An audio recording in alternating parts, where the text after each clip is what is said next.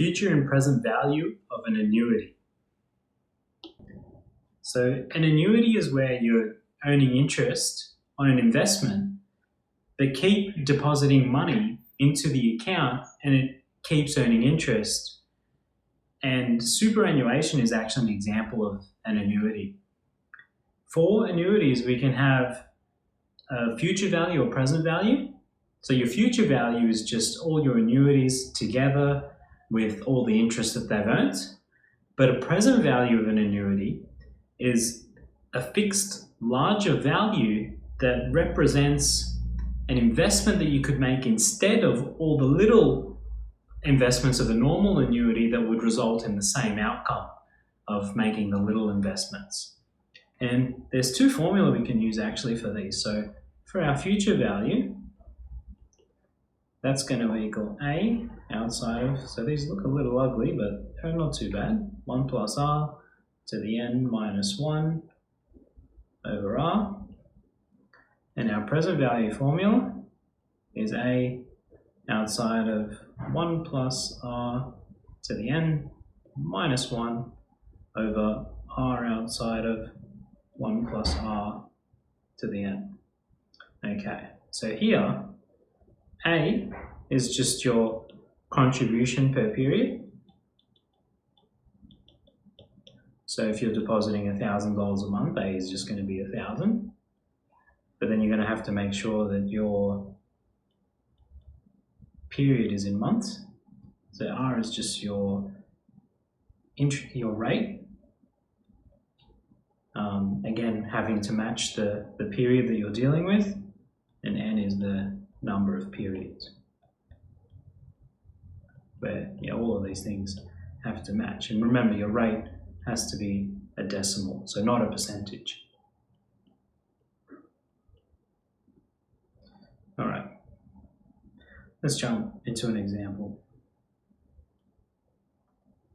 So I want to find the future value of an annuity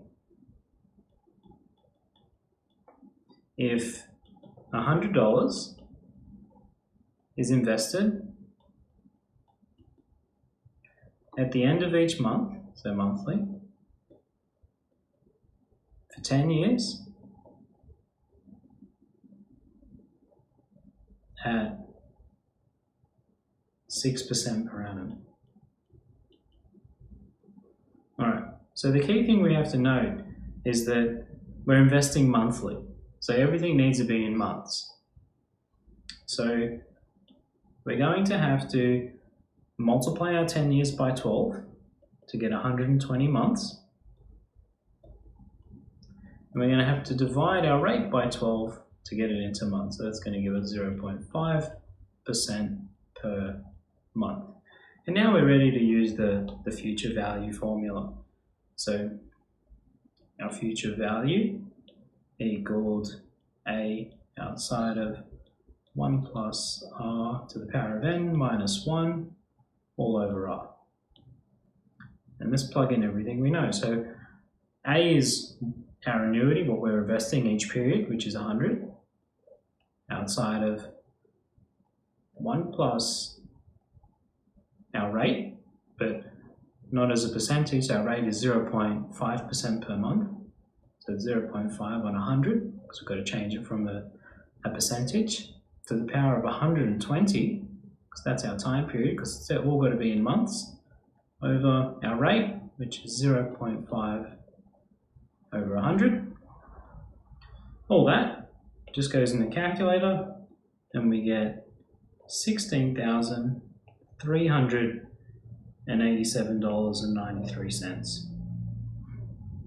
So that looks like a lot of money if we're investing $100, but remember, we're investing $100 every month for 10 years. We're doing that 120 times. So 120 times 100, 120 times 100 is actually what we've invested into this, and that's actually $12,000. So $12,000 of that 16,387 actually came from us. All right, another example. So this time we're after the single amount of money what single amount of money could be invested for the same result. So here we can use our present value formula, which is A outside of 1 plus r to the n minus 1 all over r outside of 1 plus r to the n. Put in all the same values, so 100 monthly investment, 1 plus our rate, which is 0.5 over 100 to the power of 120 minus 1 all over our rate over 100 outside of 1 plus our rate over 100 all to the power of our time period, which is 120. All that goes into the calculator. We get $9,007.35. And what that's telling us is that if we invest $9,007.35 now for 10 years at that interest rate, we'll end up with the same result of $16,387.93 if we just, when that time we were investing $100 a month at the same interest rate.